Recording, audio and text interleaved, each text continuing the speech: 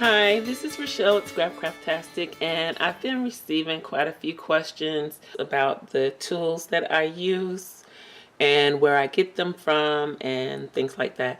So I thought I would just go ahead and share my most used tools as well as a few of my favorites. So I'm just going to go ahead and get started. What you see here on my desk are some of the things that I use the most. And I guess I should add this as well. So I'm just going to go through these real quick. This is a Fiskars paper trimmer.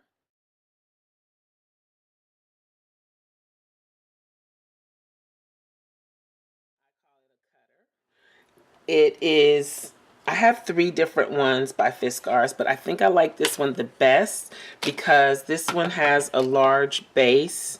The base is like 6.5, 6.25 wide, so I don't have to open the arm unless I'm cutting something really large. You can see there.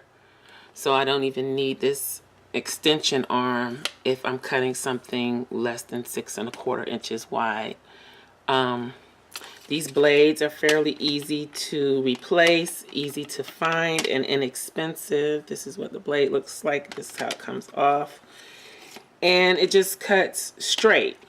So far, I haven't had any problems with it, and I like all the Fiskars cutting boards that I have.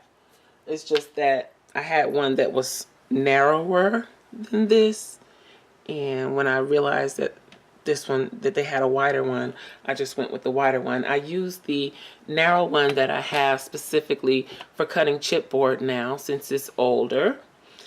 And I also have one with a rotary on it, and I use that one for cutting multiple pages, like when I'm cutting inserts. So that is my cutting board. Okay, this for scissors, I like these Tim Holtz by Tonic Studios. I don't know all the specifications for these. All I know is if you are challenged in the area of cutting paper straight, these help a lot. The handles looked a little odd to me originally when I first saw these, but they really do help you cut straight, and they cut well, and I'm sure they cut a variety of materials, but for the most part I just use them for paper and maybe tape here and there because the tape does not stick. I think they have like a non-stick quality, so yeah. And this is score tape. It's really sticky, so it would probably really stick to any other scissors. I also have a Tim Holtz Idea-ology ruler. It's a clear ruler. It has the center finder side, and it also has just a regular inch numbered side.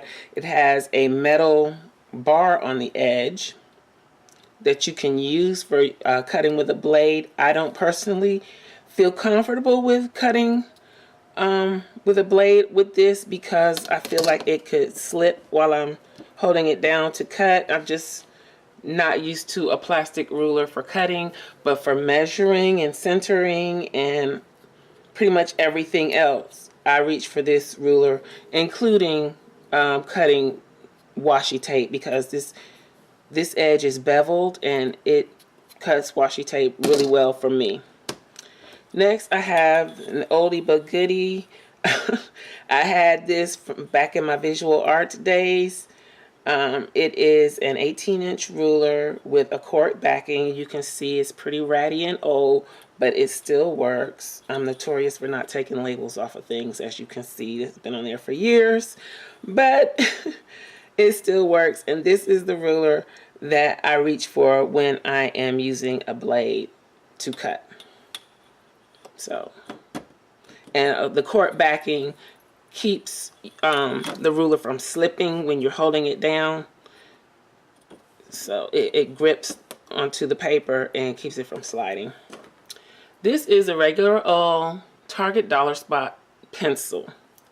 I don't think I have much lead left in there, but for some reason this is the pencil, and I have tons of these, but this is the one that I always reach for when I need a pencil.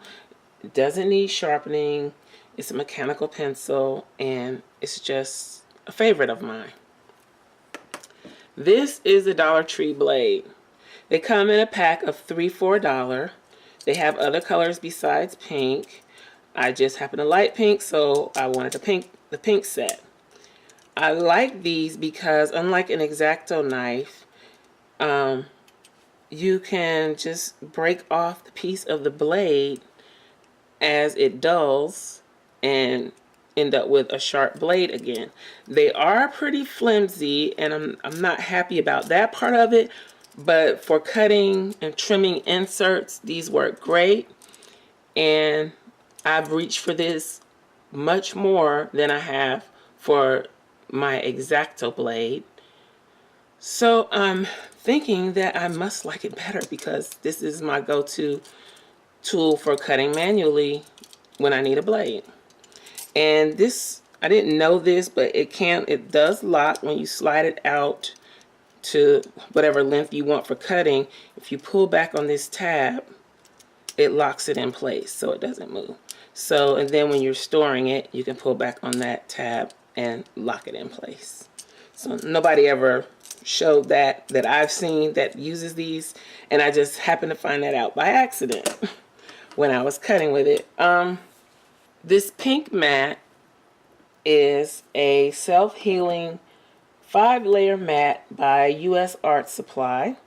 It is 24 by 36, I believe. Something to that effect. Anyway, I got this. I ordered this from Amazon. And so far, it works great. I don't see any dings. It's a little... needs cleaning because it's got glue on it, so I've been working on it, and a little bit of ink, but so far it cleans up really well, and it does self-heal, and I like it for the base on my desk, and I don't have to pull out anything to cut. Whenever I get ready to cut, it's there and ready to go. So again, I ordered this from Amazon. I've had several questions about this board. This is pretty dirty, but this is a Martha Stewart scoring board and envelope maker. See, here's the back. And this you use to make envelopes. I have no idea how to use it. Oops.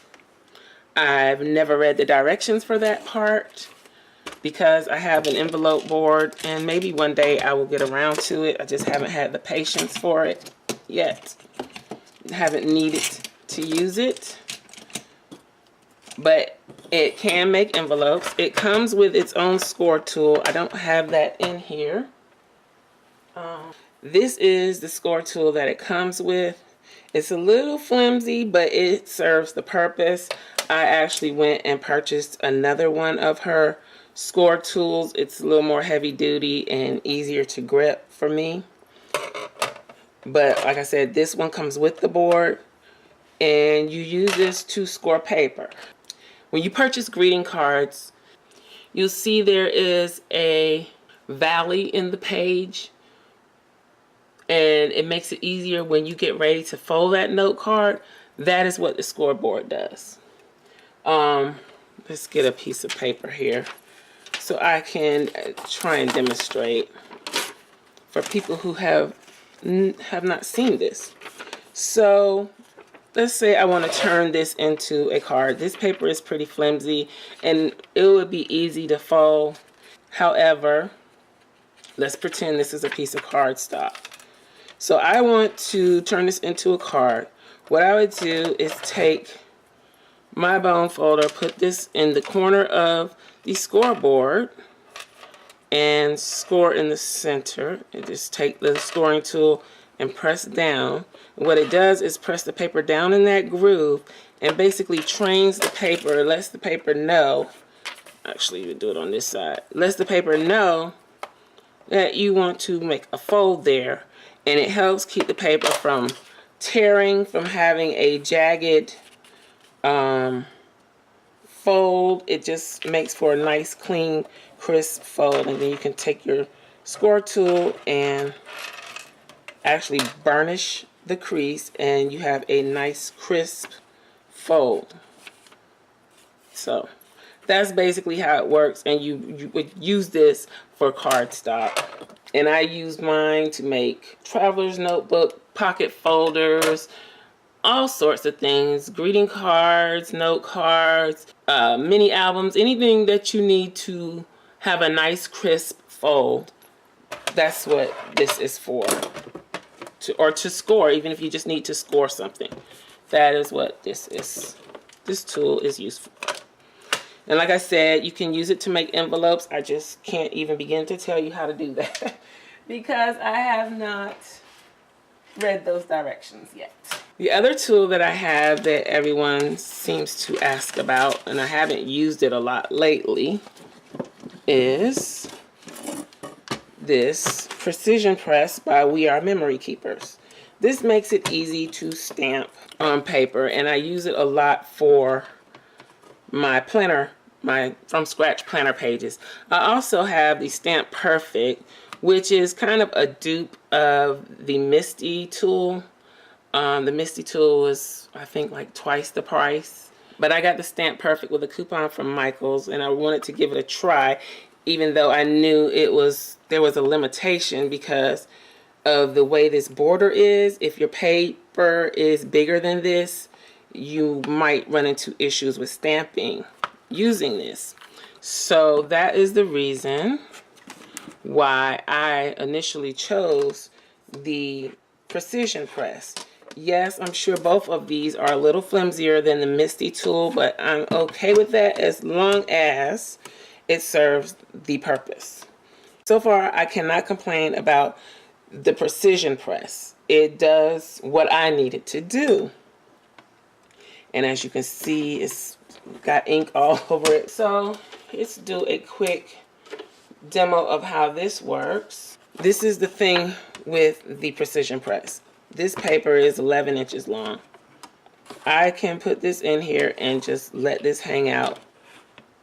This would not work the same way with this. Yes, I could let it hang out, but I'm not sure that it would stamp appropriately. And if this was a heavier paper, that I might run into problems. So this is perfect for greeting cards. This for me is great for my planner stuff. So do I have any stamps out? I just want to do a quick demo of how it works. Play around with the border real quick.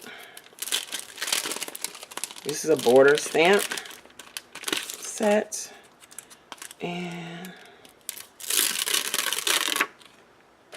I've used this one before, so let's go with this one again. So what you would do is put your paper in. This one doesn't have the magnets, in the other one holds the paper in place. That is the only iffy thing about this one, but the texture of the base does kind of hug the paper in a way and hold it in place. But what you would do is place your stamp in the position that you want it on the paper. Then you close the lid, and the stamp will stick to the lid and your paper. That's the only thing about these, is that it doesn't have the magnets to hold the paper. But I mean, a little piece of washi tape or whatever could alleviate that problem. I don't know. It might just be the stamp. So then you ink your stamp.